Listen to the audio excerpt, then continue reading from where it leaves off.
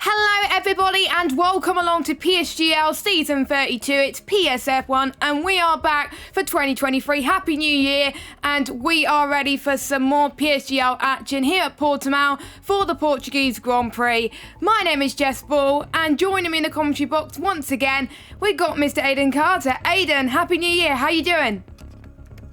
Thank you very much, Jess. Happy New Year to you too. Yeah, I'm doing really well, thank you. Really looking forward to it, having myself personally missed the previous round in commentary for not being in the country. I'm excited to get back into it. It's been a long time since I last commentated, pretty much a month now since I last commentated on PSGL, so it's nice to get back into the swing of things, and proper league racing season is just starting to build up again, isn't it, as everybody else starts to announce their seasons or gets going again like we are. So yeah, excited to see what happens, and many interesting things to look at championship-wise going into the final 5 rounds of the season.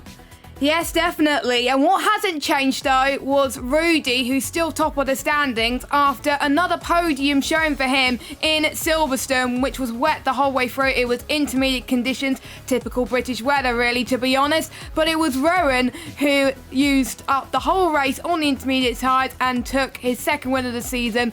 One of the only drivers this season to take 2 victories. The other person being Rudy, of course. 17 points behind, though, Rudy at the moment. But Rowan's got a point to prove. He still thinks he can still win this title. Legend, though, third in the standings, has not picked up a win, despite the fact that we have both predicted that he was going to do well this season and potentially be championship leader. But he's 20 points behind Rudy at the moment, and still could be one of the favourites going into this race as well, after he's done quite well as well. Now we got Kazizel in 4th, Tom in 5th, did not score any point a couple of weeks ago due to some incidents. We've got Facecam, he had a bad showing as well. DNF. Fabi, being the defender himself, actually scored one of his best results of the season. He got my drive of the day in 7th position. And we got Marlon, Louis, Marcos, Nogiano, your top 10 and 11. A few changes to make in this grid today. A few people have left the league. Nawarp's got demoted to F2. We got Steph, our F2 championship leader. He's promoted to F1. Unfortunately, he can't make it tonight, though, due to the fact his wheelbase is broken. Hopefully, he will get it fixed very, very soon. Romaninho is now full-time. Well, we could class him as full-time beforehand because he attended pretty much every single race. But there we go. He's not here tonight, though, either. He's out of the country. We got Service, who is replacing him as well. And I'm just trying to think who else is here. I think everyone else is pretty much full-time as I'm aware. We got a few other reserves as well. But Rudy, again, showing why he's top of the standings. But he doesn't really need to win. He's showing what Erko has done last season. Won towards the beginning of the season, but picking up podiums when he can and showing his dominance. Yeah, he's shown his dominance in a way, like I said, that Erko did, in not a sense of dominating every race and winning from the front, but just being incredibly consistent. I mean, he's been on the podium every race this season apart from Zandvoort, and that is incredible consistency, especially from when we spoke to Rudy the first time round in the first interviews of the season.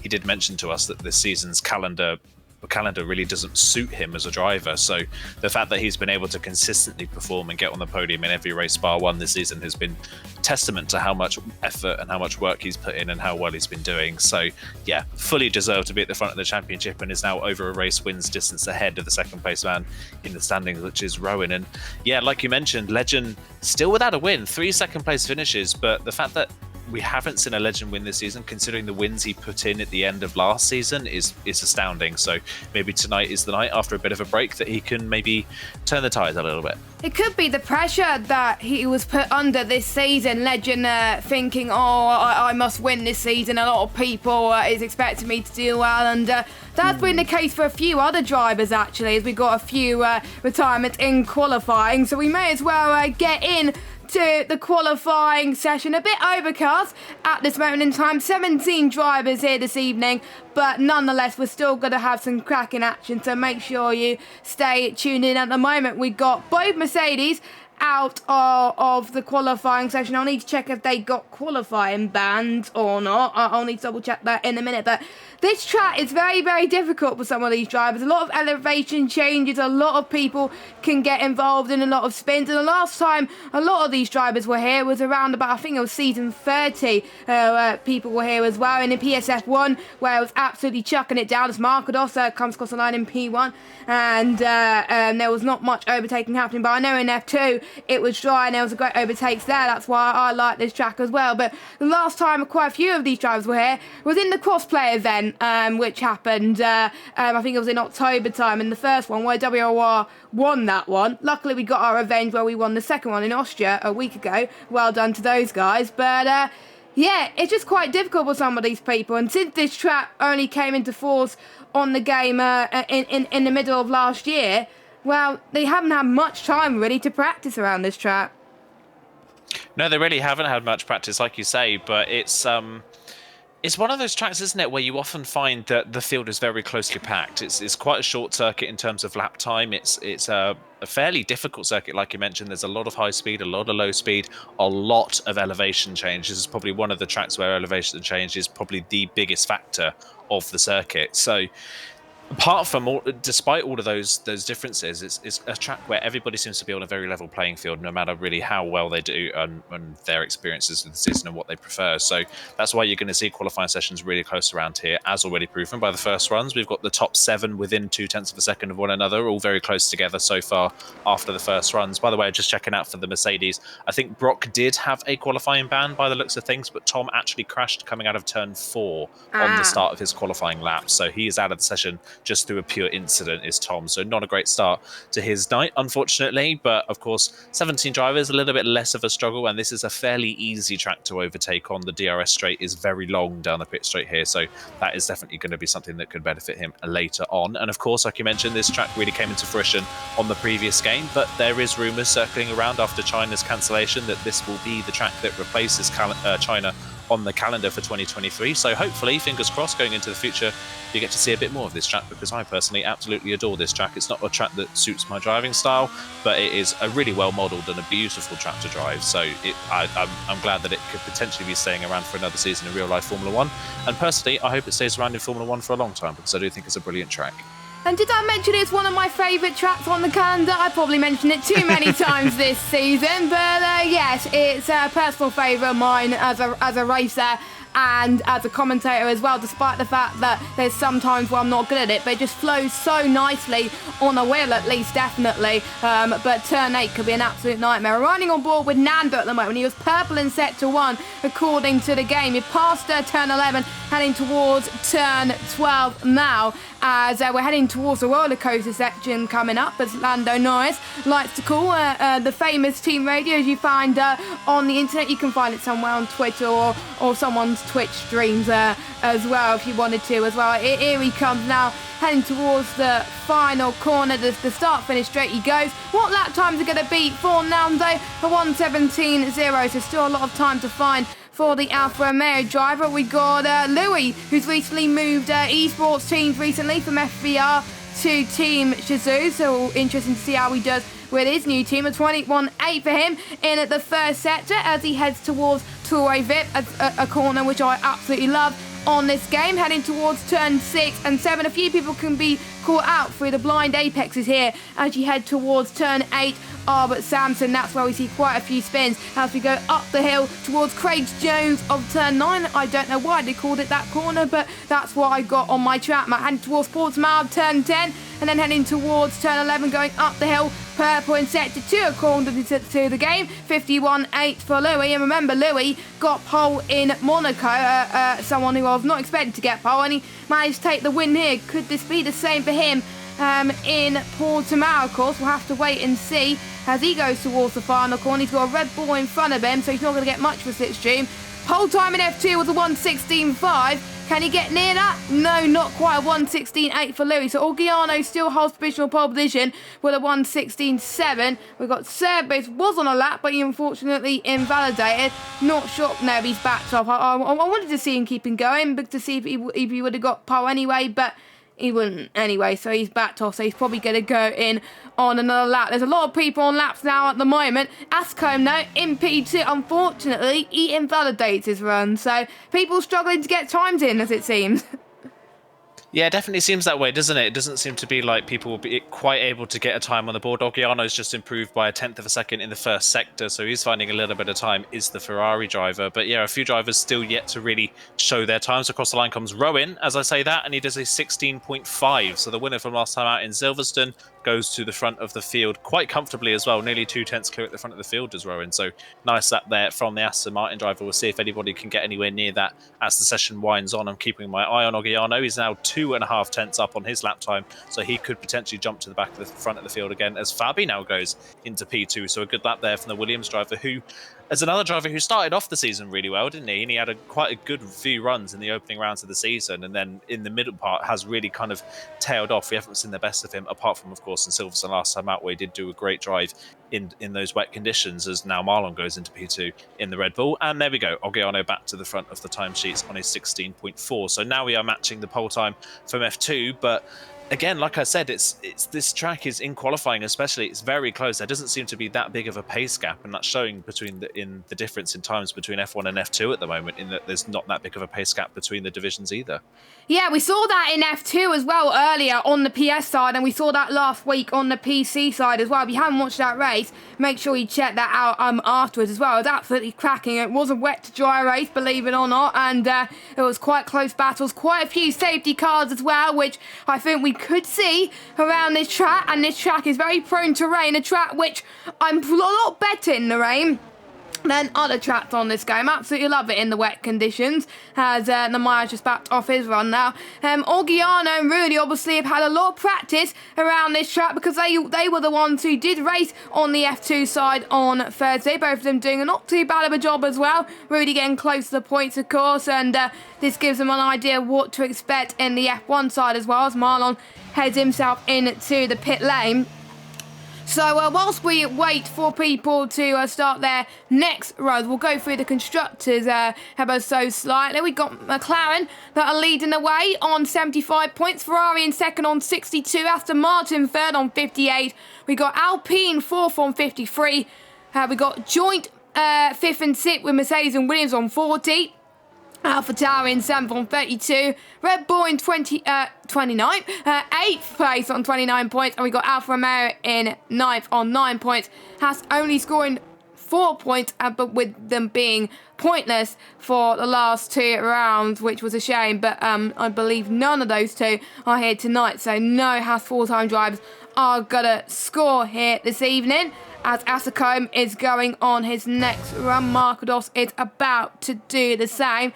A few drivers I was expecting to do well near the back, the like of Legend, of course, obviously Kazizel, the pole merchant from last season, Rudy, our championship leader, only in 8th position, but we have drivers like Rowan, who is chasing Rudy down in 2nd position and is looking like to be the favourite.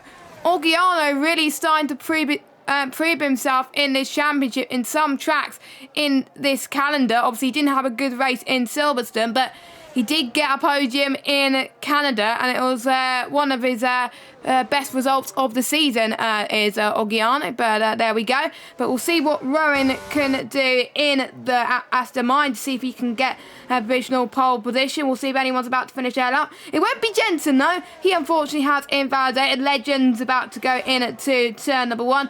Nando's unfortunately invalidated. Frankie, of course, he's starting his lap as well. So, yes, people on their next runs as well, and we'll see if anyone could beat Oggiano's time. And I said that Markados unfortunately has a spin, unfortunately, going through. I believe it was turn 11 and 12. Yes, it was. So yeah, Markados will have to go into the pits, but luckily he has a lot of time to go in anyway, so he can get one more lap soon. Hopefully he has plenty of softs left in the tank, otherwise qualifying could be over.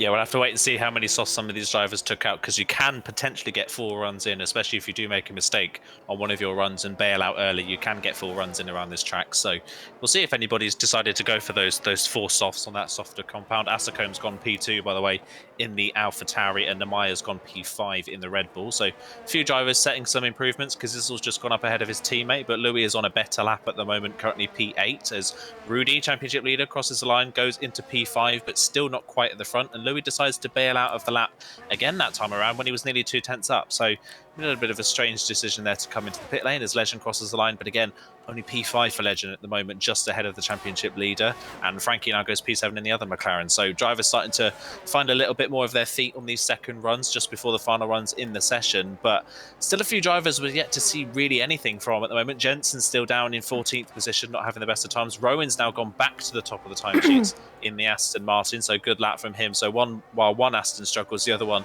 is doing very well at the moment, and like you say, he's found a bit of a rhythm, hasn't he, so far in this midpoint of the season. Rowan didn't start off the season all that well, but in the midpoint, Rowan's definitely looked like one of the, if not the strongest drivers in terms of pace in the field. So he's really starting to build some momentum into this latter half of the season. Could he be the one to take the fight to Rudy as the season goes on? And yeah, it's weird, isn't it? It's kind of turning it a little bit into a 2-horse race if you look at the momentum of things that are going on at the moment as well. Of course, Rowan's picked up that win last time out. He's picked up 2 wins this season, but he looks like really the only one that can challenge Rudy, because Legend, we haven't seen Legend close to a race victory as of yet, and he's not really built any momentum in the middle point of the season. So it seems like at the moment a bit of a 2-horse race. And one thing we've got to keep an eye on for the rest of the season as well is those Red Bulls. They've been so fast all season long, but they've never got the result together. It's incredible to me that when you were reading out the constructors, that Red Bull were down in 8th in the constructors. I can't believe that, because for the first at least 4 rounds of the season, we kept talking about the Red Bulls being the favourites to win a race,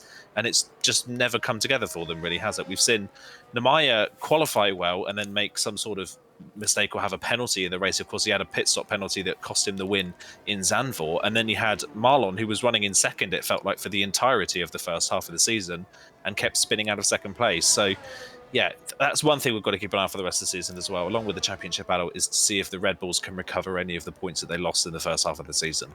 Yeah, definitely. But in comparison with Marcos' first season, he started off very, very weak in his first season in F1, because he got promoted from, I believe it was F3, but towards the end of last season, he did absolutely fantastic, and he's doing a lot better than he was at the start of last season, being more consistent. The only time he's not been in the points was round number 5. I believe that was Austria, where he had a DNF, and then it was Circuit Barcelona Catalonia, where he didn't score any points at all. Apart from that, he's got 4 points in Bahrain. He got 2 points around Zandvoort, 4 points in Canada, and 8 points at Silverstone. He had a very good race in Silverstone. I believe both Williams had a good race at Silverstone, finishing, I believe, 4th and 5th, respectively. Both of the teammates working together there. I think Marcos had Fabi to thank there for Marcos performing well, because Fabi was able to hold up the rest of the field behind, so Marcos was able to pull away. But we'll see what Fabi can do in 9th place, to see if he can pull off his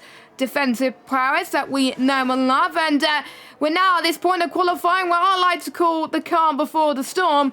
People are about to set their final runs, and we got Marlon and Louis going extremely early on their first runs, so we will see if the clean air is going to help them a little bit as well, to see if they can improve on their 4th place and 11th place respectively. Marlon having a really great qualifying session so far, 2 tenths separating himself and Rowan so far, which I have to say is pretty decent for him, but he knows he's got a lot of work to do to get that elusive pole position. He's had pole in Zandvoort, but didn't score any points, so maybe he does not want a pole position. So he's down in the first sector, though. That's not good for him. We'll see what Louis is. He's a few hundreds up in the first sector, so Louis doing a lot better in comparison to Marlon at the moment. We got more people on just about to start their runs. It's going to get very, very busy, isn't it, Aidan?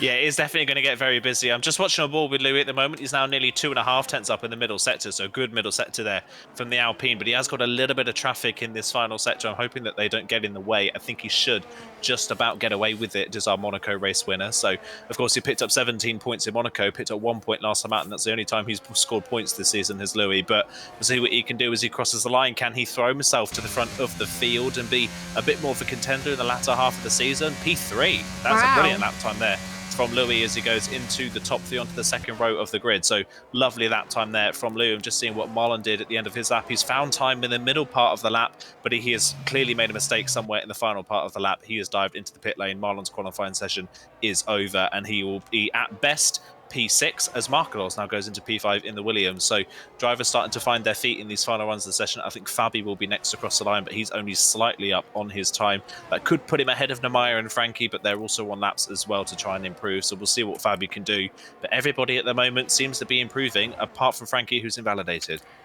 Well, Fabi has moved himself into P6. He found a lot of time in that final sector. I believe we got one of the Alfa Romeos up coming across the line. We got Nando, but he can't improve on his position. He improved on his time, though, with a 1:16.8. We got Jensen coming across the line as well. Rowan improved on his time ever so slightly with a 1:16.4. Jensen up to the line now, a 1:16.8. Moves himself up into P14. We got, I believe, I might be Asacombe, who's on a run. Yep. He is. He improves himself into P2. But we got Legend. That's what I'm talking about from the Ferrari driver. The man who hasn't won a race all season.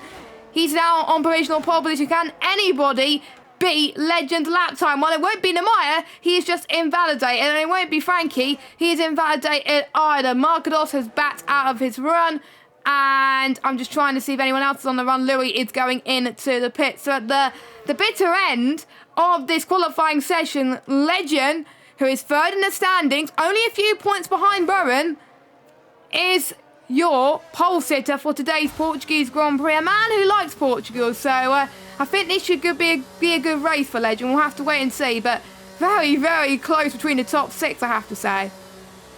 Yeah, very close. In fact, pretty much throughout the whole field, it's very close. Only just under 0.3 of a second separating the top 12 in that qualifying session, with Nando Jensen the surface just a little bit detached at the back, but still not far off. So yeah, really close qualifying. There's something about a Ferrari and qualifying on pole around Portugal, because last time we were here, Max Wiesel, of course, got pole in the Ferrari. So Ferrari, Portugal pole position seems to be the way it goes. We'll see if he can hold on for that first race win of the season. But yeah, starting off the latter half of the season in the right way is Legend. And Ferrari as a whole, with Oggiano P4 as well. And of course, Ferrari currently running second in the manufacturers, not that far off McLaren at the moment, with McLaren a bit further down in the pecking order. So good start to the final half of the season for the two Ferraris. Good opportunity for them to potentially take the lead in the manufacturers if they score well tonight. Yeah, definitely. We will go through your qualifying results once again. So we've got Legend on pole, Rowan in second, a Dutch 1-2 here. We've got Asacombe and Oggiano third and fourth. Louis and Rudy 5th and 6th. Marquez, Fabi 7th and 8th. We've got a Williams 7th and 8th there. Marlon in 9th, Cazidlo in 10th. Then we've got Frankie, Namaya, Nando, Jensen, Service, Brock and Tom lining up on the grid. Brock and Tom obviously did not set laps. Brock due to his quali ban and Tom due to him crashing out. But before we go into the race, let's have a quick word from our title sponsor, GT Omega. We will see you in just under 30 seconds.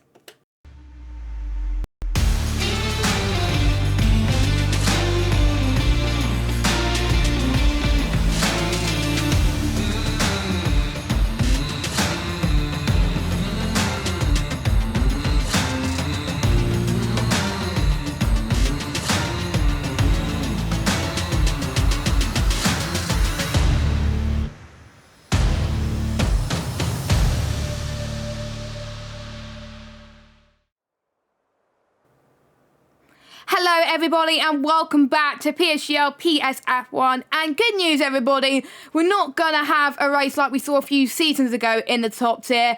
It is starting off dry at least, which is going to be an absolute relief.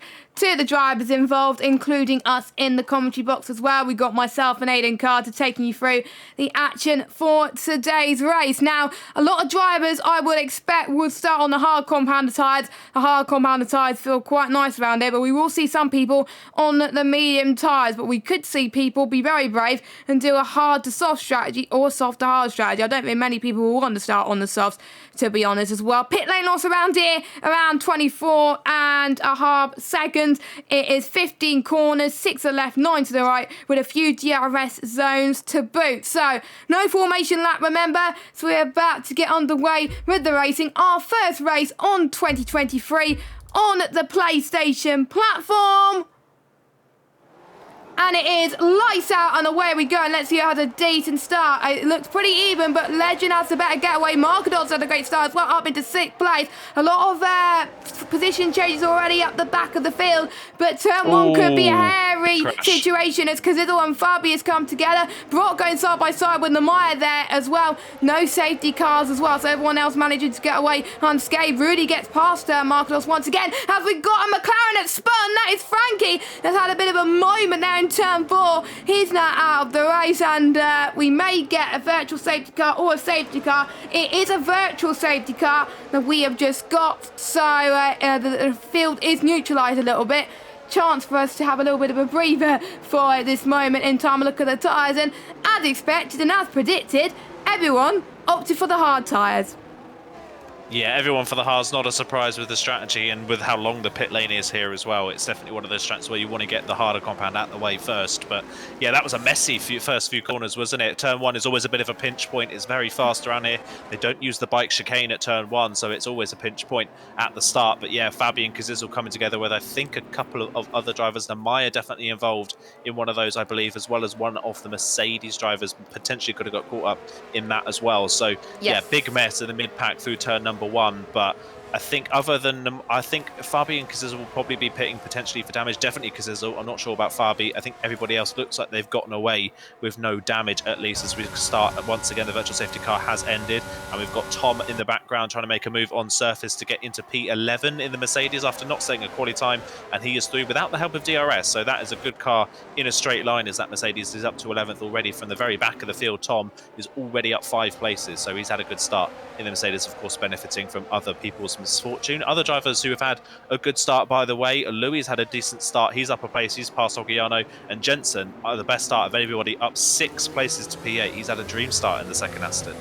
Yes, he is. Obviously, a few people have improved on their setups. Of course, a lot of people were running time trial setups when Portimao was only a thing a few months ago, but now they started to develop their setups more, and hopefully we should have some good racing as a result. But yeah, Jed's getting the best start overall as he looks to try and get past Markados for P7. Markados was having a very good battle with Rudy earlier on as well. And now as the field is back racing once again, Rowan is not able to get past Legend yet, but they are just saving their battery when they need it. The DRS detection point will be very, very soon. We'll lap number 3, and we'll get to see some moves potentially in turn number 4 and turn number 5. Orgiano was looking very, very close, by the way, to Louis on that final corner, so we'll see if he can make a move very, very soon as well. We got people into the 1:20 as Legend was describing at the moment. We'll see if Orgiano try to get moved down the inside with the help, I think, with ERS and DRS. I think he would have got the move done, but obviously DRS not activated yet,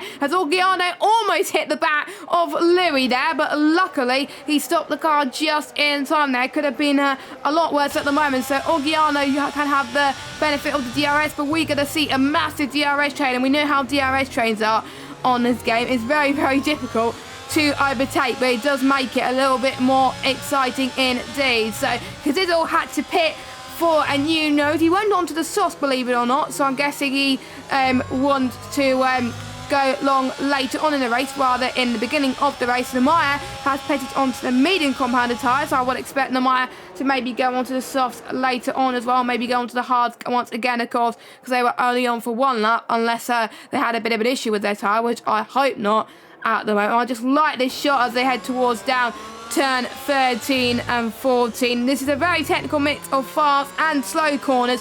Lots of elevation changes, lots of gradient changes. first Portuguese Grand Prix, by the way.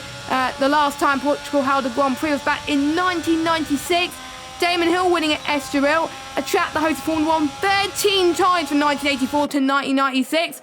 And then obviously we were back in Portimao in COVID times in 2020 when F1 were looking for tracks to replace the ones that got cancelled due to COVID. And obviously we could be back for this year as well, which I really hope we do, because Portugal is lovely as well. And we could see Lando Norris having his famous radio messages once again. Who knows, he could come up with a brand new one at the moment. No major battles at the moment. We got Ogiano on 62% battery. We got Louis on 49. Ascombe doing the best out of a lot of them with 75. So he's being a lot patient compared to the rest. We're only using a bit of overtake to try and keep into Legend Slipstream at the moment. So I think that's very, very key for him. But I think the most important thing for these drivers, I think it's got to be the strategy. When will they come in? Will they go for the undercut or the overcut? We will obviously have to wait and see. But a lot of these drivers will want to go long on these hard tyres so they can make use of these mediums later on. Don't forget, these hards can go 26 laps. So if it was to rain at the end of the race, they can go for as long as that, and they can stretch them for more than 19 laps if they want to. But we will see what these can do as we head on to lap 5 now.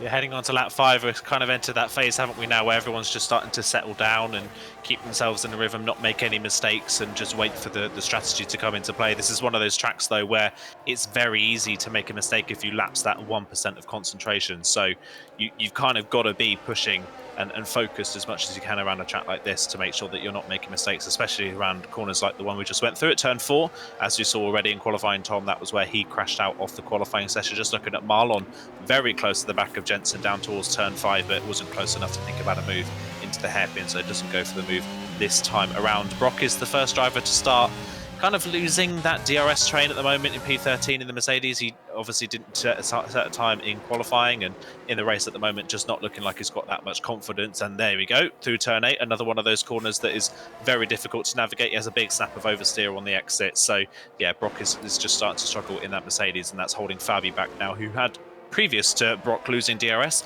Fabi had just managed to get back within DRS range of the train in front, having lost out after the earlier skirmishes. But now with the Mercedes in front of him holding him up, he is now starting to lose the train again. So Fabi may be potentially a little bit frustrated that it's Brock directly in front of him, struggling that little bit. But yeah, everybody's pretty much in the top 7 at the moment. Everybody's spread by about half a second, so everybody's running very equally apart at the moment. I have noticed, though, Louis going off the track a couple of times, especially at turn 1. That is one thing we're definitely going to be talking about tonight, is track limits, because turn 1 is a corner that is so on edge, and as along with other corners on the track as well, we're going to see a lot of drivers go off the track and potentially pick up warnings. I think Louis potentially may already have 2 to his name after a couple of skirmishes at the first corner. So yeah, that is definitely going to be something we have to look out for tonight, as Fabi has got that move done on Brock and is up into 13th, but is now quite clearly off the back of the DRS train in front. Speaking of track limits, turn 1 was one of the corners which was mentioned by the stewards that the stewards will be keeping an eye on. So if they do extend turn 1 like Louis did, they could be in a lot of trouble. And there's also other corners where track limit extensions will be monitored. Will be turn 2, turn 4, turn 5 and turn 8. It might not result in a warning in game. It might catch a lot of people. It may give them a triple warning, or it may not give them a warning at all. So yes, these drivers will need to be careful with that. If they are caught extending that and they do not get a warning for it, they will be penalised, of course. But if they do get a warning, then that's not a problem. They probably will be penalised anyway in game. So lap 6 then, we will see if anyone will take advantage of turn 1. I think we could see, I think Louis trying to make sure Guyana does not get any slipstream. We've got Marlon, who's passed Jensen in the braking zone into turn 1, and he's up into P8. And Jensen's still on the points, but Marlon wanting to make sure he still stays in the points as well, and chasing down Markados as well. And high temps can be a massive factor around here, especially with these hard tyres on this game. This tyre model is obviously a lot harder compared to previous games, but I think I've spoken to a lot of drivers that they do prefer the hard tyres on this year's game than last year's game. I have to say the hard tyres, I think, were awful on last year's game for me, and it wasn't a viable option for some tracks. But luckily, this game has made it more of a viable option for pretty much all the tracks, really, unless you want to do 2 stop, which is highly unlikely in PSGL, as everyone now heads towards turn 10 and 11. And by the way, if you do want to get some lovely gear, some lovely products for the new year, make sure you check out our title sponsor, GT Omega. You can use the code in the description. You can use code PSGL to get 5% off, and click the link in the description as well. And don't forget, the champion in PSF1 will get a voucher to spend towards GT Omega products, as does I think the top 6 tiers on PC and the top 2 tiers on PS. I think F2 get a voucher as well, as we got some move from Marcos well down the inside of Rudy. They almost got on the track a little bit, make a bit of contact, and Rudy and Marcos has spun. So yeah, very hard corner to make an overtake, but side by side there for them two did not work, and they lost a lot of places as Marcos and Rudy. So our championship leader falling by the wayside. I'm almost certain the stewards will be looking at that. Yeah, they definitely will. I don't know how they'll side for that one, because turn 1 is always a difficult corner to overtake on, but I don't want to always place blame on a driver, but I feel like that one's more on Rudy than anything else. I think Marcos was fully alongside going into turn 1. He had the right to some space on the inside. Rudy didn't give him that much space, and then at turn 2, Rudy definitely completely chopped the nose of that Williams driver. Didn't give him any room on the apex of turn 2 when Marcos was still there. So I think that's almost Rudy on himself, potentially spinning himself out of contention and taking Marcos with him more than anything else, which is a bit of a shame for Marcos and for the Williams team as well. That means now both Williams are outside of the points in 11th and 12th. And of course, that is probably the first big mistake we've seen from Rudy all season, and right now is not the race that Rudy wants to be doing it, because the 2 closest people to him in the championship are running 1-2. So that was not the time for Rudy to be making that mistake. And I think if Rudy's now going to go for a move on Brock here down the straight, I think if I were Rudy, I probably would have let that one go personally. I think Marcos was fully entitled to the space on the inside. Rudy didn't give him the space. He fought it really hard to try and keep the track position, but in the end, they ended up spinning themselves further down. I think if Rudy wanted to play the long game, I think he should have just let Marcos go in that situation. I think so too. Of course, it's up to the stewards, not us, but I think we share the exact same view that obviously Rudy should have backed off a little bit. But the thing is as well, with Rowan in second place, he's 17 points behind Rudy going into tonight. If Rowan wins and gets the fastest lap, that'll be 3 wins for him, 2 wins for Rudy. They'll be tied on points, but Rowan will be leading on countback. So Rudy cannot afford to be where he is right now in P13. He's going to hope for a safety car, which will bring them back into this race, or for Rowan to have some issues. But yeah, if Rowan has a good race and Rudy doesn't, then the gap's going to close up massively. It's going to close up massively anyway, where it is with Rowan in second place, but Rudy will still be leading the championship by a few points. But that's not what Rudy wants. But it does make the championship wide open. It's good for us viewers watching in the commentary box, and as spectators, of course, as viewers, but it's not good for Rudy. So he's got a lot of work to do, of course, and he doesn't want to get any penalties, which will compromise the rest of his championship. So yeah, first mistake, apart from what we saw in that one with the guys in the back who are not in this DRS train, unfortunately. But yeah, it's a shame for those two, of course. But we'll also go back to our front two battling with Legend, still 5 tenths behind Rowan. Legend still not wasting his batteries, on about 94%. So doing a great job to keep the guys behind him with using minimal battery, which is great to see. He's only using it when he needs it, just here as well. Only using it for a little bit potentially as well. I thought he'd be using it more on the straights, but we will see as we head towards turn 1 later. As we have past Portsmouth heading towards turn 12, Legend has increased the gap even more by a few tenths. So Legend is just showing, don't count me out of this championship fight just yet, because I'm still in this, don't forget, even though I haven't got a race win. So yeah, Legend's probably proving to us that he can win a race this season, but it may come at a cost to his championship rivals, but we'll obviously have to wait and see. Nando, on the other hand, is looking like he's going to go for a move past Jensen in the braking zone heading towards turn 1. He's not using any ERS to get past, only the DRS, and that shows how confident he is on the brakes. Nando up to P7, and he's doing a perfect job so far. Rudy has got past Markados, this time a lot cleaner. I think Markados showing what Rudy must have done, well, should have done a few laps ago, was backed off. So, yeah, I don't think Markados did anything there because he didn't want to get caught up once more. So, Rudy up to 12th, Markados down into 13th position. Yeah, down to 13th, like you say there. I think they're just going through the motions now, just trying to see if they can catch back up to Fabi and form a bit of a train themselves, but they're a bit disjointed now at the back of the field, unfortunately, after that. And I wouldn't be surprised as well if one of them, if not both of them, does have a little bit of damage on their car. It was a pretty hefty hit at turn number 2, so even if it's a slight bit of front wing damage or potentially something on the floor or the rear wing, I wouldn't be surprised if there's something on one of these cars. Maybe Markados. I don't think Markados looks anywhere near as fast as he did before the collision, so potentially some damage, I would say, on Markados' Williams, looking at the way that that car's handling. I mean, he's understeering all over the place, so I think potentially that Williams does have a bit of damage on it. So the earliest opportunity he can come into pit for a set of mediums, he would definitely take it and probably take some sort of front wing change if that's where the damage is as well. That spin, of course, as well, what it has done is has separated the top 5 from the rest of the field. Everybody else is pretty spread out. Marlon currently kind of in a race of his own at the moment as Tom now gets past Jensen. So after Jensen's great start, you can kind of tell that he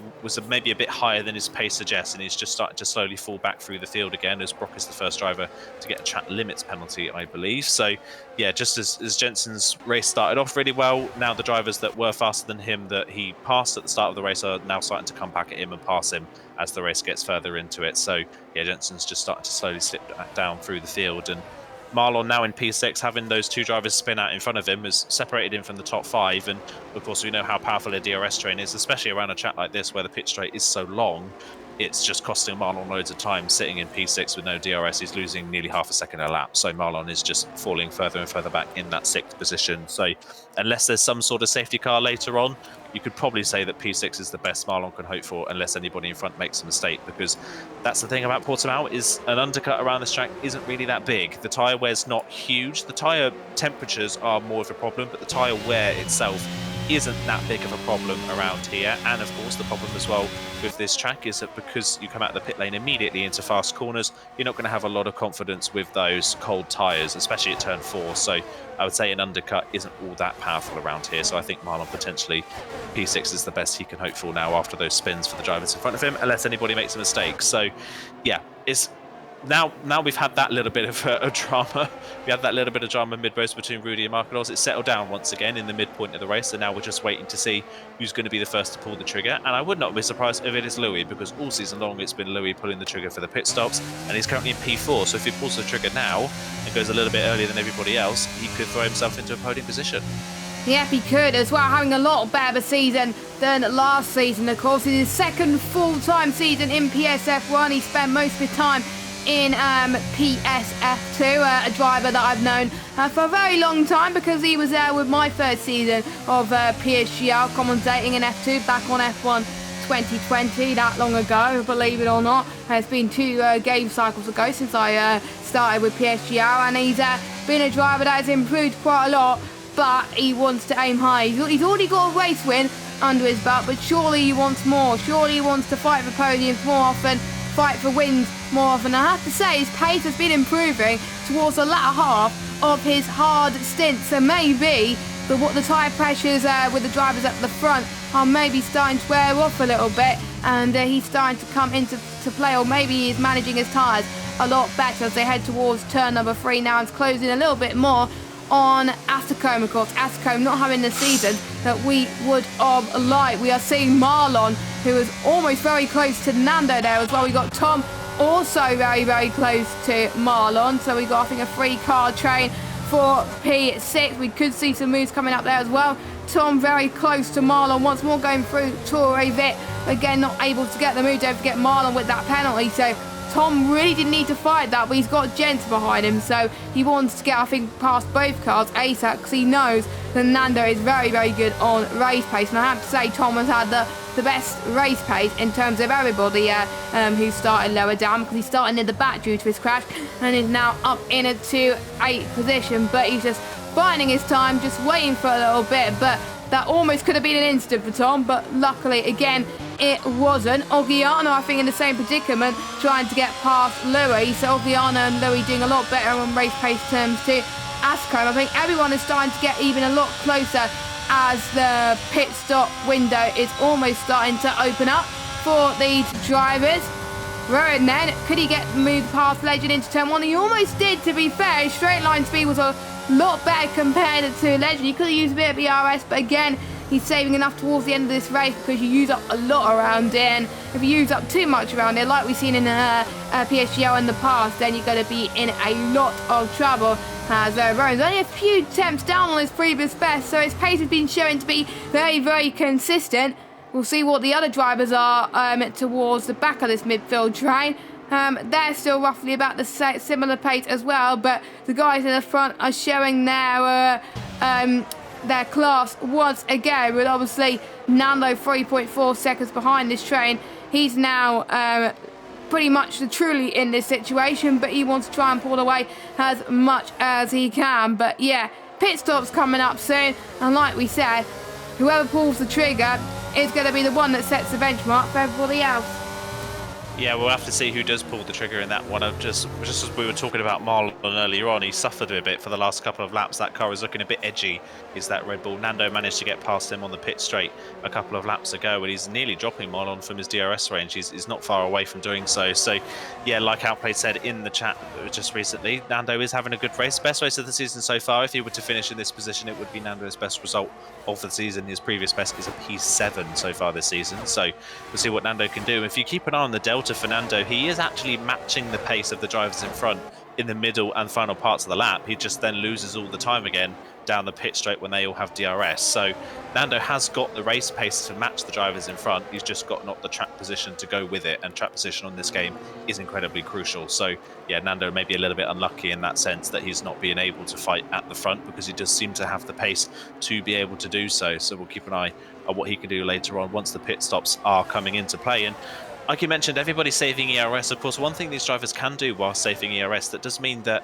if somebody does pit early and goes for that undercut, they can burn that ERS on their in-lap and do the overcut, of course, while everybody tries to warm up their tyres. So say if someone like Rowan or Legend decides to pit now, Ascom could go a lap longer, burn the 85% ERS that he's got in his back pocket, and overcut the Aston Martin while they're trying to heat up their tyres. So that is one benefit of having the ERS saved at this point. Is not only is it going to be good for you when you're on the mediums later on and fighting a little bit harder, but also if somebody comes in for the pits now, you can do the undercut. And there's the person that pulls the trigger. I was bang on. It's Louis. Louis into the pit lane from P4. Not a surprise, just over the halfway point. The medium should get to the end of here from here fairly easily. He's into the pits. Fabi is in as well. Not a surprise at the very back of the train.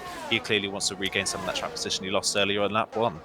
And that is why I'm the play-by-play commentator, and Aidan is the co-commentator, because he knows his stuff. He knows who the best person to pull the trigger. But yeah, it is Louis that comes out on top with the one to pit first, along with Fabi. We'll see what these two can do towards the end of this race as well. Pitting a lot earlier than I was expecting. I thought they would have come at a few laps' time, but as expected, the undercut maybe not as powerful as some other tracks, so we'll see maybe the top two try and extend it. But with the likes of Louis, he's going to give some helpful tips to consider at the back and see what they can do. Fabi will give some tips to his teammate as well, so that should give them a lot of ideas as well. I wonder if more people down the back will go into the pits as well to give the teammates the data that they need. Well, the same can't be said for Rudy, because obviously his teammate was out of the race in lap 1, but surely a lot can be done to help himself in that matter as well. So we'll see if any of the front lot will dive into the pits. The answer to that is no for the top three, but for Giano, he's following Louis' lead and going in. Not surprised, to be honest. He was near Louis in terms of the order, so he wants to make sure he goes ahead of him. So that's why he's obviously pitted now. But has also came into the pits to help Tom out a little bit as well, because double stacking, you can't really do that much on this game. So Brock comes in into the setup, the medium, as to be expected. A safety car right now would not help some of these drivers, because obviously it would help the ones at the front who have not pitted yet. So maybe they try and extend their stints for that purpose as well. But yeah, Not surprised for some of the drivers that came in at the moment, in particular Brock and Orgiano. Believe it or not, Orgiano came out ahead of Louis as well, but Louis is going to have the benefit of much warmer tyres, so he's going to try and get past Orgiano on this straight, heading towards Torre Vip. Can he go down the inside? The answer to that is yes. Louis is up to 11th place, so Orgiano had the advantage coming out of the pits, heading towards turn 5 with the warmer tyres. Louis has got ahead of him. Will he be able to keep this up when Orgiano's tyres are warmed up?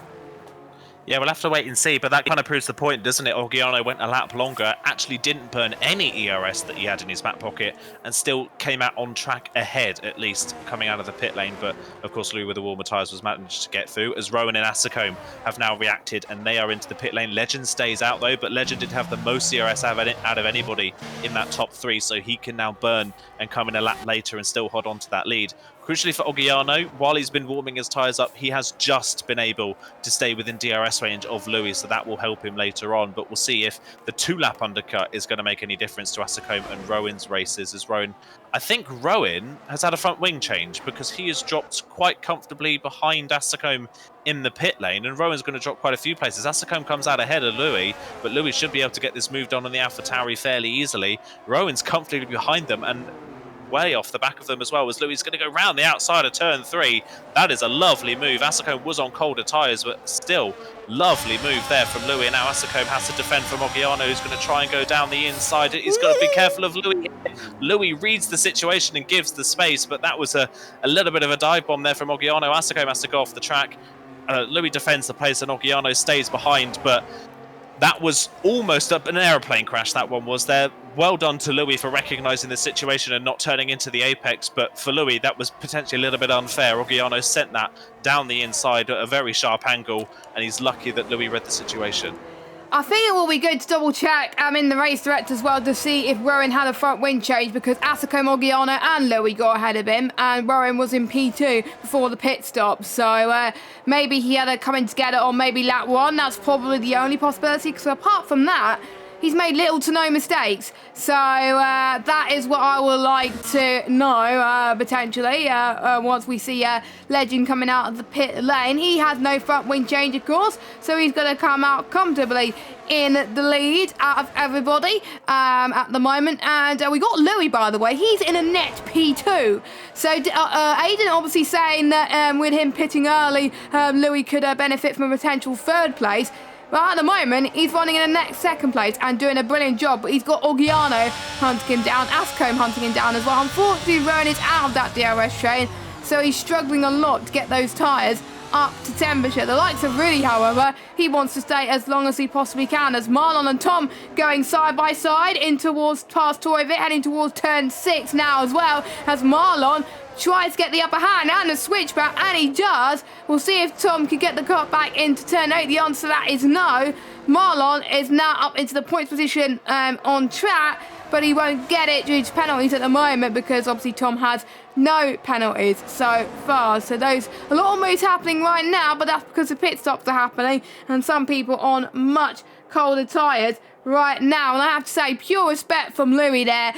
Good racing as well. It shows how much respect he's put into his racecraft this season. Obviously, he was in some instances last season as well, but this season he's done a lot better in terms of racecraft, which shows how confident he's become in this team. Meanwhile, Orgiano with the DRS has got past Louis up into a net P2. It's now a Ferrari net 1-2 at the moment, which is looking good in the Ferrari pit garage at the moment.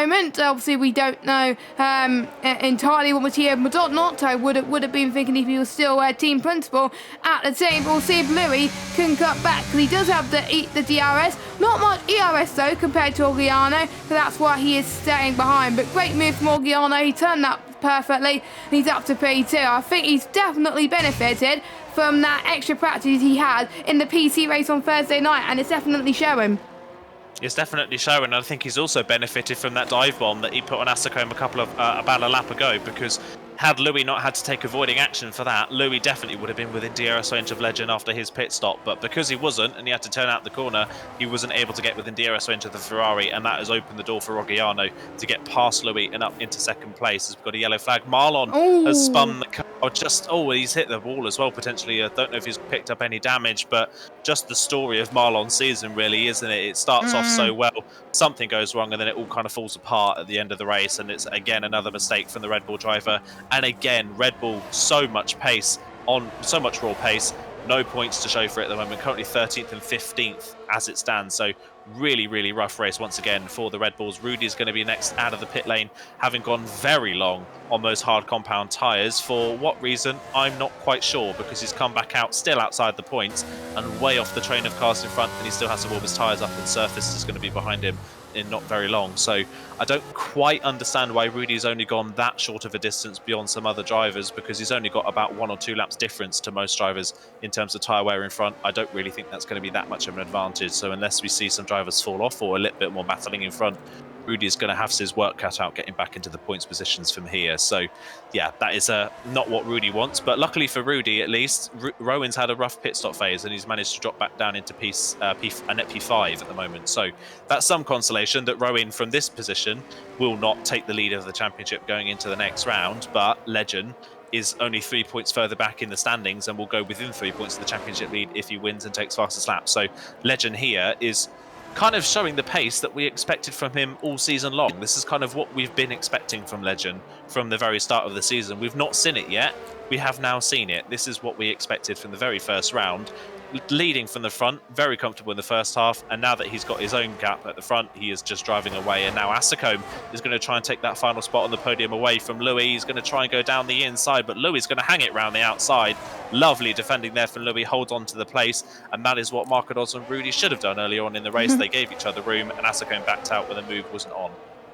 Yeah, I have to say, Louis planted the car absolutely perfectly. He knew where Facecam was going to go as well. I don't think Facecam was expecting that defence from Louis, but superb job from him. But that's allowed Rowan to get back in this picture as well. He could potentially have this last spot on the podium as well, even though he had some issues with his pit stop. What it might be, though, it might not be a front wing change. It might be due to the fact that he had a slow pit stop, because don't forget, you have to press a button to show on the pit stops. You might press it too early or too late. If you press it too early or late, you get, I think you lose about 3 seconds in the pit stops, which is not that bad in the scheme of things compared to, obviously, if you lose a front wing, but you lose about pretty much a second by pressing the button too early or too late, as I found out on this game. So it might be that's probably why he's lost a few positions, but Rowan has obviously got a lot of work to do, but he's still not out of this yet. Facecam take 2 to try and get past Louis. Is it going to work wonders for him, or is Louis going to do exactly the same thing down the inside? And this time worked a lot better for him, and Louis had no response. Facecam up into a net podium position at this moment in time, just what he asked for, and he's going to try and make sure he can try and close in on Roggiano as well. He does not want it to be a Italian factory 1-2, a Ferrari 1-2. He wants Facecam to be in second place, maybe even win this thing as well if any of the top 2 make a mistake. Don't forget, Marquez, the only driver still to pit. Oh, and Louis got a time penalty as well after having such a strong race. He's the 3rd driver to have a penalty to his name, so that means Rowan will jump up a few places as it stands. But I think you only lost 1 place, so that's some consolidation as well. But that just shows that it's so weedy sometimes to get penalties at certain parts of the track. Yellow flag. That is Mercedes that's round. That is Brock in turn 8. Yeah, Brock round. He's not had a good race today as Brock. He's just not looked really comfortable in that Mercedes. And I think Louis now potentially starting to pay the price for that earlier pit stop just a little bit. Maybe the tyres are just overheating. He's burnt out on ERS, so that car's not fast in a straight line. And Rowan is now going to breeze past on the run to turn 1. Nothing Louis can do. He's back down to where he was pretty much before the pit stops. It was P4 before the pit stops. He's now P5. I think he just now needs to try and hope he can stick to the back of the Aston Martin in front. and just hold on to that 5th position and hope Nando doesn't get within his penalty range. But Nando and Tom have managed to separate themselves from this train of cars in front, and are now kind of on their own in P6 and P7 and steadily working their way forwards on slightly fresher medium tyres to the drivers in front. So keep an eye on Nando and Tom for the latter stages of this race. They could be still very strong at the very end of this race when their tyres are a bit fresher than the likes of Louis, Olgiano and Rowan in front. So don't count them out yet of still getting a top 5 position. I mean, Nando is now teetering on the edge of being within penalty range of Louis here. So Nando doing a very good job, having easily, I would say, his best race of the season so far in that Alfa Romeo. So keep an eye on him in the latter stages. Tom as well. Fair play to Tom for crashing out in qualifying in the very first time of asking for an actual qualification lap, crashing at turn 4, not setting a time at all, starting on the back row with the grid, up to P7. Fairly uneventful race on his side of things. We've not really seen much of him. He's just kind of steadily worked his way through the field, picked off drivers when they've made mistakes, and he's managed to work his way through into P7 in this pit stop phase, still with an opportunity of a top 5 as well. So really, really good comeback in this race this has been from Tom. Probably one of the secret best drivers of the race so far, I would say, from the Mercedes driver. So another driver to keep an eye on for the latter stages of this race. As Rudy is now back into the top 10 after that late pit stop for Marcados. Rudy is now P10, so he's at least scoring a point. Fabi is his next opportunity, but I think for Rudy, you've got to say at this point in the race, probably the best he can hope for is P8, I would say. Yes, indeed, and he's going to hope that Legend doesn't score the fastest lap point, because otherwise he's going to be within touching distance of Legend in the championship, and this could make things even more intense for everybody involved, and it's going to be potentially a three-way fight for the championship. We were talking about it being a two-way fight going into this broadcast, but now it could be a three-way fight with Legend back in the mix, and he's absolutely dominating this race so far. 1.8 seconds is the gap between himself and Olgiano as well. Another driver doing particularly well is Nando, 2.9 seconds. He's now within penalty range of Louis, so he could get into P5 right now as the sun is still being very still at the moment. No threat of rain, which is great to see. I think Connor in the chat earlier on, I think, was quite relieved that there's been no rain in threat in this tier, because we know what happened last time in this tier, of course. But even though Legend's in P1 at the moment, it doesn't mean he'll stay there. He can't become complacent. He's got a lapped car in front of him, so he's got to get past him as well. But he's got a few more laps to contend with. You never know, there could be people in the background that may cause a crash. There could be safety cars. There could be quite a few drivers going on the soft tyres. It could all change, so don't think that the order will stay the same, because it might not be. It may turn on its head for all we know as well, but we'll obviously have to wait and see. But obviously we know who's going to be in the top 10 so far, because Serbin is not catching up to Rudy ever so slightly, but he could find a few tenths a lap if he's lucky. But we are running short of laps going towards the end of it. No safety cars so far, touchwood.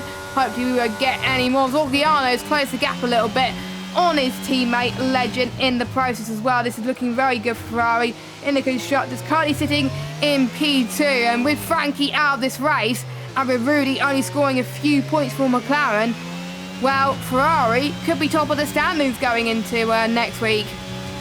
Yeah, they definitely could. It's been a really strong showing today for Ferrari with that 1-2, and you've got to think about as well where Olgiano was at the start of the season. Retired for the first round with an actual physical problem with his brake pedal. Missed the next 2 rounds of the championship because of that issue as well.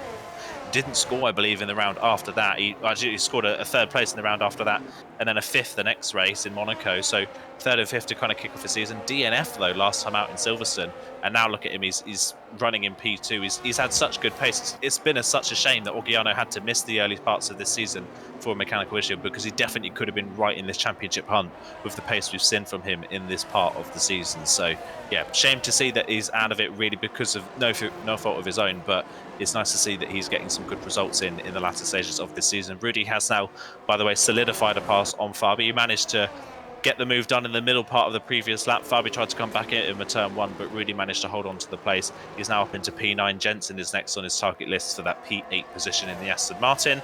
But after that, there's a 4-second gap to Tom, and Nando are just continuing to extend the gap to the drivers behind. So I think, like I said earlier on, P8 is the best Rudy can hope for, barring any mistakes from the drivers in the top 7. So it's somewhat of a recovery. He will still score points. It will still mean he won't have a massive blemish on his championship run, but it is of course, not what he would have wanted after such a strong run of performances as of recently with 3 podiums in a row. So, yeah, rough race today, unfortunately, for Rudy. I don't think he really has anybody but himself to blame for it after that incident, but at least he can still get something on the board out of this one. It's not a complete bust of a race. At least he's still scoring some sort of points. So, yeah, not too bad for him, as I say. We'll see now. I think, really, the only fight we've got left in this field, apart from Rudy and Jensen, is potentially Facecam having a run at Oggiano for second. But in the lap since he's passed Louis, Facecam's really not looked anywhere near close enough to challenging Oggiano for second.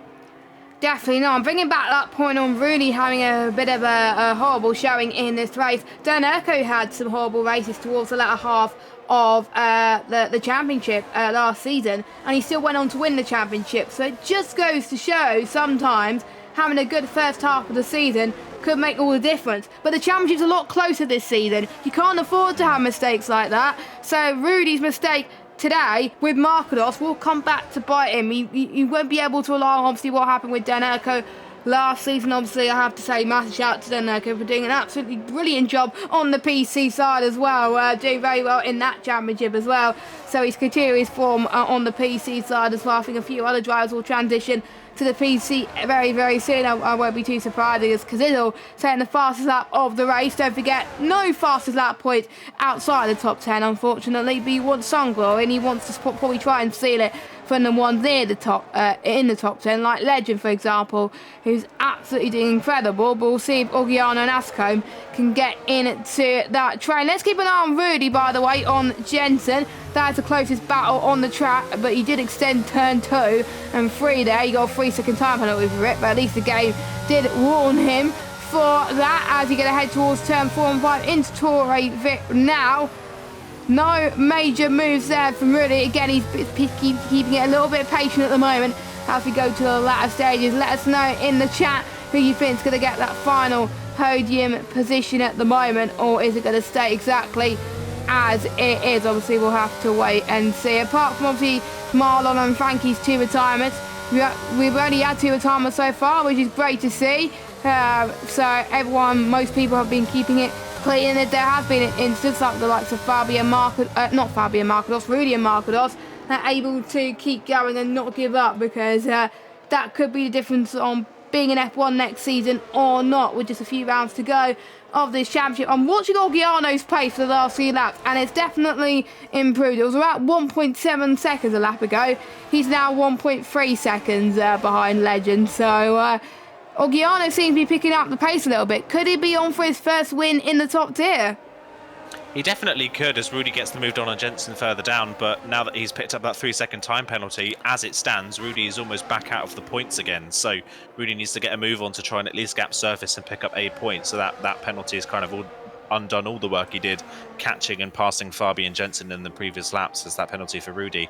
And yeah, Oggiano is really coming on strong. He's almost back within DRS range here. It's 1.1 seconds. He's got great pace, but I would be very surprised if Oggiano takes this win away from Legend, considering where Legend is in the championship and where Rudy is on the road.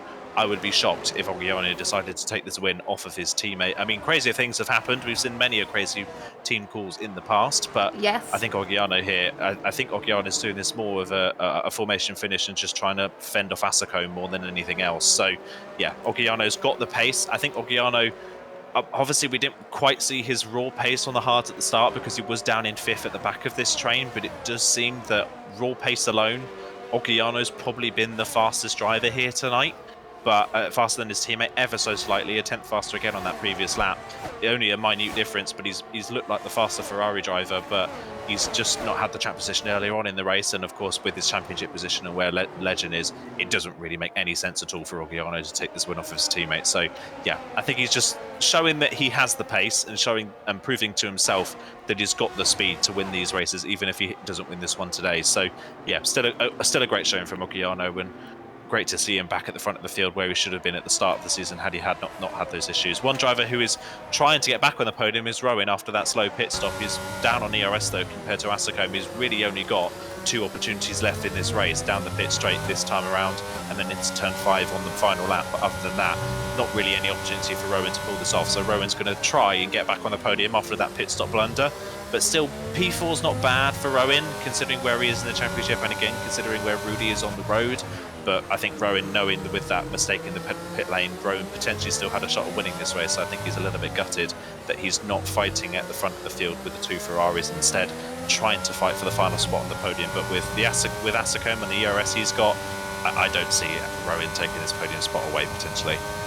No, I don't think so as well. He's hardly got any ERS, so even if he does get past in this lap, he's going to be in a lot of danger. Facecam is running out of ERS as well, so it could come down to straight line speed. The top 4 separated by a small amount. It will take just one small mistake from the front lot for the order to change quite significantly at the moment, as Facecam almost had a bit of a tank slapper there going through turn 4, but Facecam not closing up to the 2 Ferraris, unfortunately. Orgiano's picked up the pace a little bit, but he's got to keep an eye on the cars behind him as well to try and obviously keep everyone behind Legend. So yeah, I have to agree, I don't think he could be fighting for the win because he wants to help his teammate in the Drivers' Championship, but they will be leading the Constructors, I'm almost certain, going into the next round, so I'm sure they'll be very happy about that.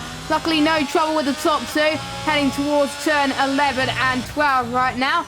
And it looks like the order's pretty much going to stay as it is. We're keeping an eye on the fuel usage as well. Legend is running low, but I'm sure he'll be absolutely fine as we head towards the roller coaster corner, as I like to call it. He's got plenty of ERS as well.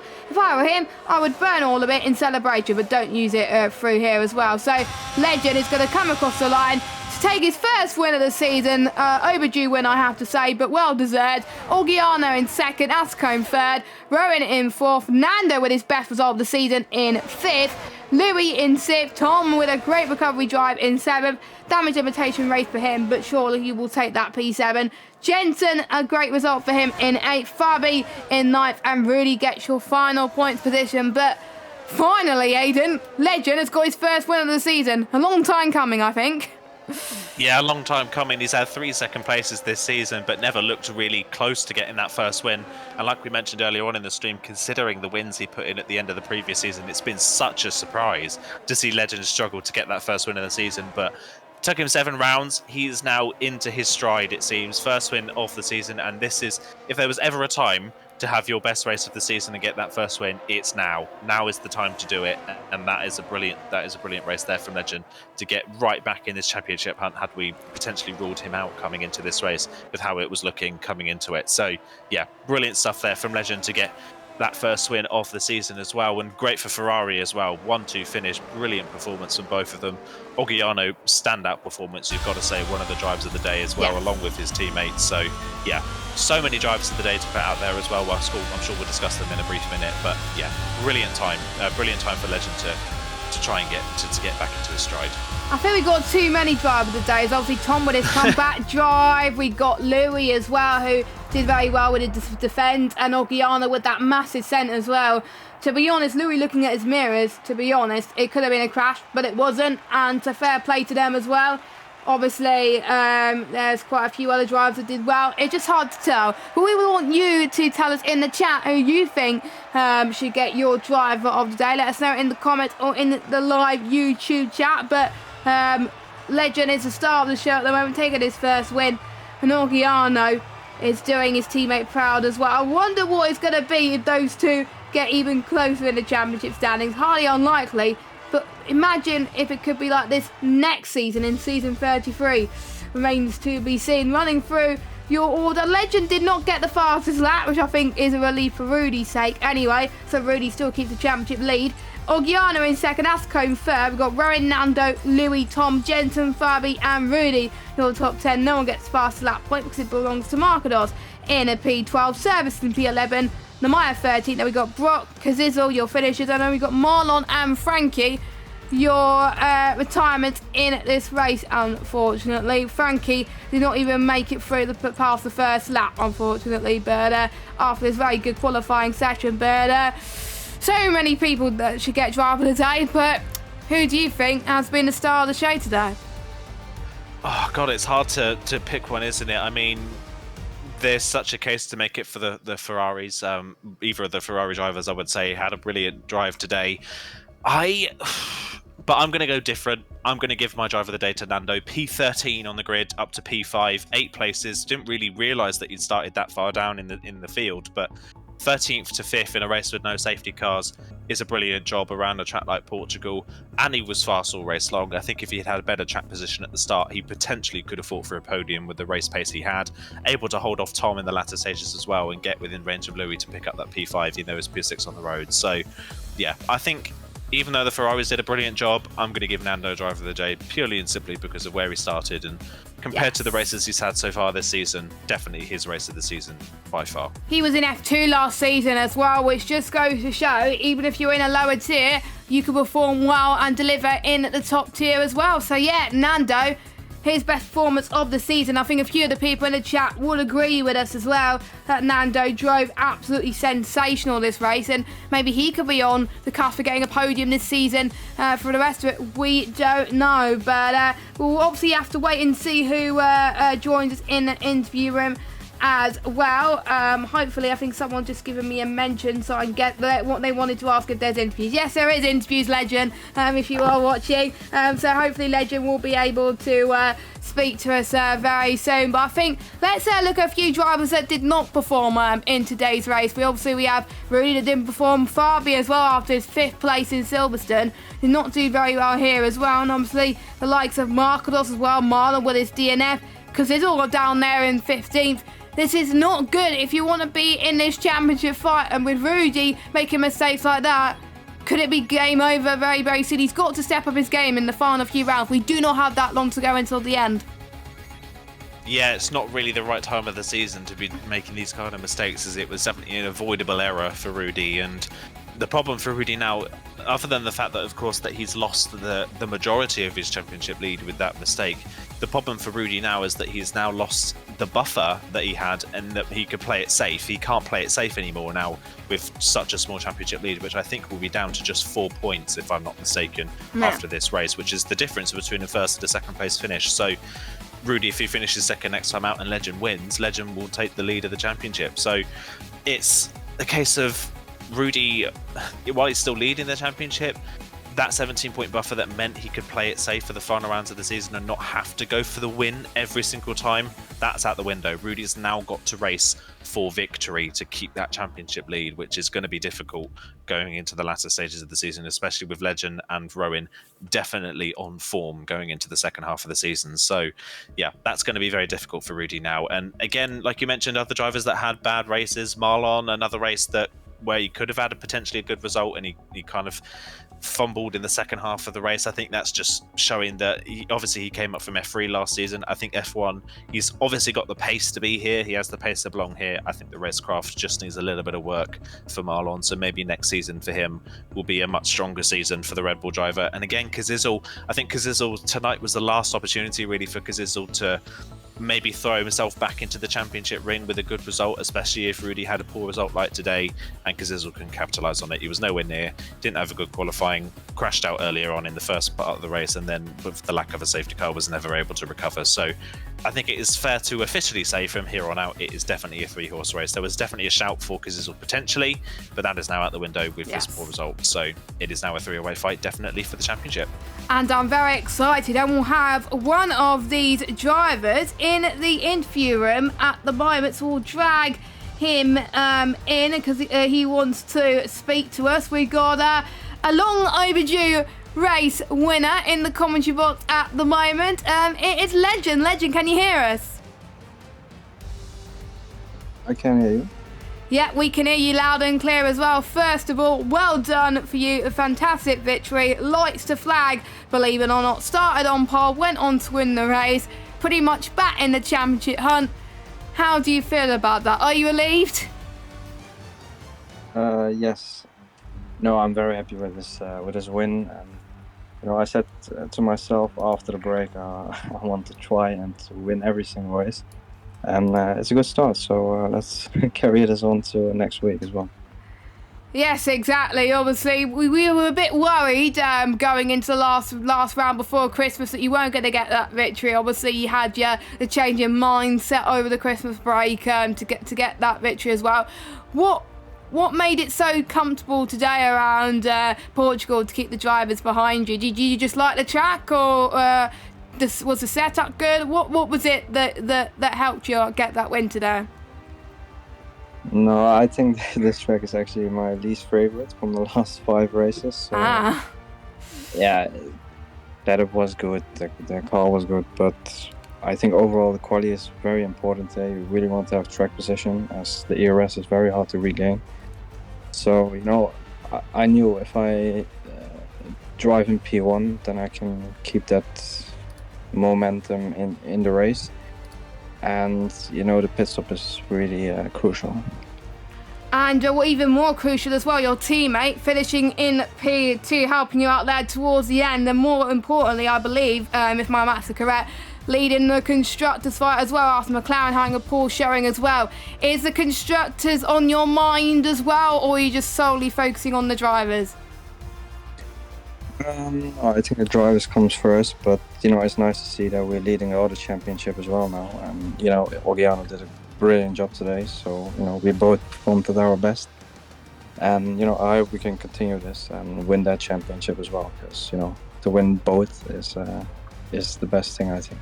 Yeah, because I think I did predict you to win the championship at the beginning of the season, but then I had doubts going into tonight on when you were going to do it, but you did prove yourself tonight, so I think you're definitely back in the running now. So going into the next round, well, the final 4 rounds of the season, obviously got Belgium coming up next. Oh no, actually, I'll give Aiden a question, because I'm worried I'm gonna nick a question off him. Sorry.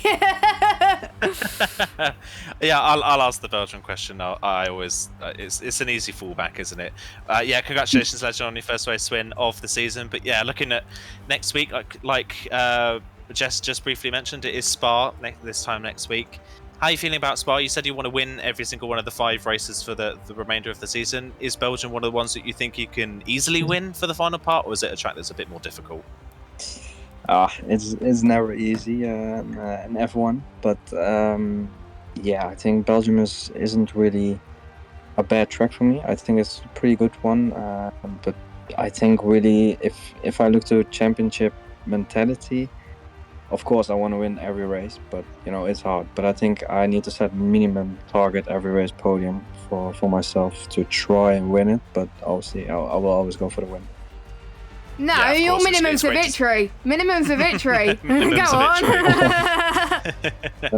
Yeah, set yourself up now with that one. But yeah, that's it's a good mindset definitely to have going into the final 4 rounds of the season. It gives you that motivation. And speaking of the rest of the final 4 rounds, after Belgium, we of course have Australia, then Abu Dhabi, and the Circuit of the Americas to finish off the season. Which one of those would you say is probably your favourite track to you would say going into the final 4 rounds? Which one would you say is the best opportunity for you to get that second win? USA. Cool. Final round of the season. Perfect timing as well. Well, he did win there last season. Yeah, of course. Yeah, I won last season there with I think a gap of 20 seconds. So. Oh yeah. yes, we remember. We remember. We do remember. Yeah. I hope I can repeat it, but I think it's going to be difficult. I will try. We'll definitely be doing a rain dance then. But yeah, congratulations, Richard, on your first win of the season. And yeah, looking forward to the rest of the championship fight. You've made it very interesting after today. Thank you. Thank you for commentating. Thank you very much. Legend, our race winner, and one step closer to Rudy in this championship. And I don't think we have anyone in the rating room anymore to speak to us, unfortunately. We were quite popular a few weeks ago, but it doesn't matter anyway. We will hopefully have more people next week. But for now, we are going to go quickly. We touched briefly about it with our interview with Legend, but some of you may be thinking, hang on, it's not Abu Dhabi as the final round this time. The calendar has switched a little bit, so instead of Abu Dhabi being the final round, it is USA. It is, of course, to obviously match the first 3 rounds of PC F1, so it's pretty much the same, and it's to make it easier for all tiers involved. So if any of the lower tiers on PC have to fill in for PC F1, they only have to practice for One track indeed as well, and it does make things even more enticing for the likes of Legend. Obviously, that the Fix USA is one of his favourite tracks. He now gets to sweat for it if if it's the final round, and if he does win the title, then he could take it a little bit easy. But yeah. The final 4 round is going to be very, very exciting for our top 3 at least, and the ones who are in the running for the constructors, and I'm very, very excited. Yeah, I'm very excited as well. There's a lot of diversity with the final tracks of the season, isn't there? They're all very, very different. Of course, Belgium next time out will be all about that straight line speed and the lack of downforce on the cars to make the cars as fast as possible in a straight line. Australia, similar, but of course a very narrow street circuit and completely remodeled from what it was previously to this year. So yeah, that's definitely going to be interesting as well, racing around Australia. Of course, Abu Dhabi, we know the potential issues that do spring at the Abu Dhabi circuit. We talk about a lot with track limits and the curbs and many a different thing. It is a difficult circuit. And then, like, of course, we said Kota, final round of the season, more of the traditional F1 circuit, you would say. That kind of the track with a lot of corners based off of other corners of other circuits around the world. So yeah, definitely a good way to finish off the season. And I think now Rudy and Rowan now have a target in trying to make sure that they're a race win ahead of Legend going into Kota, because Kota, the Kota race win trophy at least, I think Legend potentially already has one hand on that. So that is going to be a target for Rudy and Rowan to try and make sure that he's too far behind. Yeah, I think he's going to hope for a rain dance, to be honest, because that's where he got the 20 seconds, and he did well in Brazil as well. I think he's going to hope that the final 4 rounds are wet, to be honest. Well, Belgium in the past, pretty much most races I've commentated on in PSGL, most of them have been wet Belgian races. I think there was a few that were dry, but most of them were wet. So he's going to hope that the curse does come true, believe it or not. But yeah, exciting final 4 rounds of the season.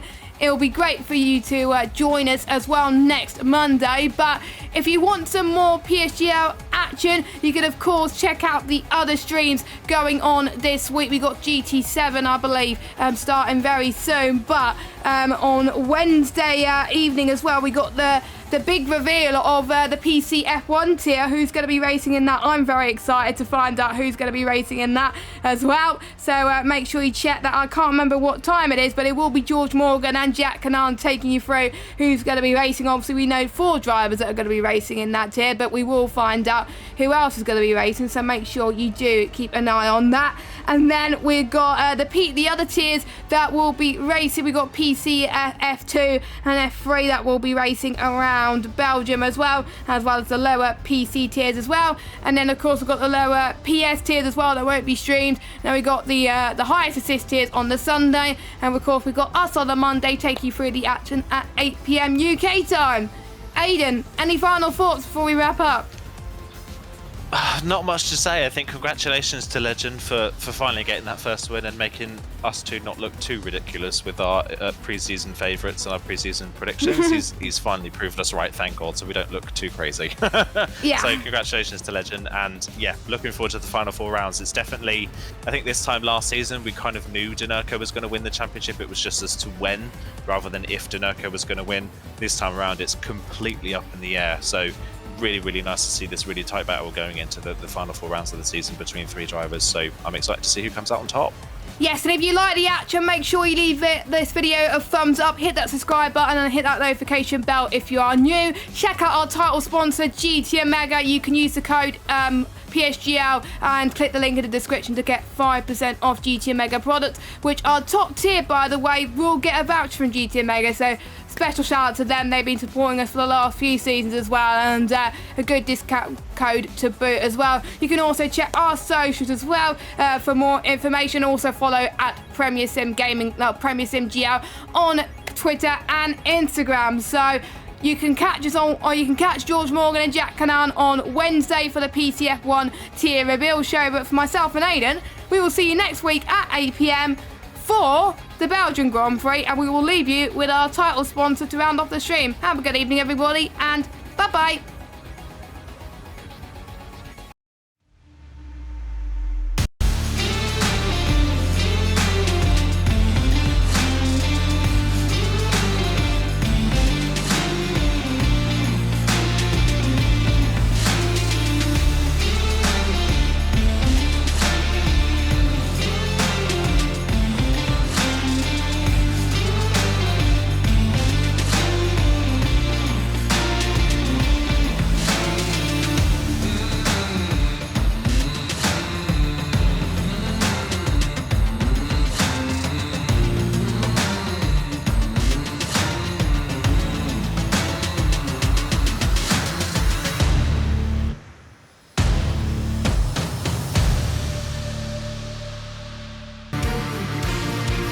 This broadcast was brought to you by GT Omega, proudly supporting PSGL.